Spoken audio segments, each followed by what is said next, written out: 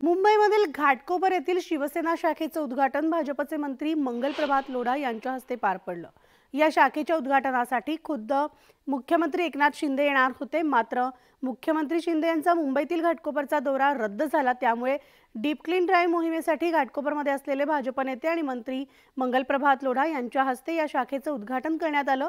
यावरूनच आता ठाकरे गटानं शिंदेंच्या शिवसेनेला डिवचलेलं आहे।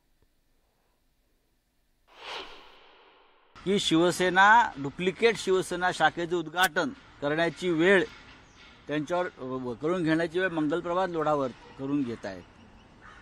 यातच सगळं आलं। मुंबई कोणाला विकतायत, मुंबई कशी विकतायत, शाखा कशा विकल्या जात आहेत, उद्योगपतींना, व्यापाऱ्यांना, बिल्डरांना द्यावं यांना बोलण्या त्याच्या पलीकडे त्यांना काही काम नाहीये। पक्ष काबीज केलं तसं ते त्यांना बोलण्याशिवाय त्यांना दुसरं काम नाहीये।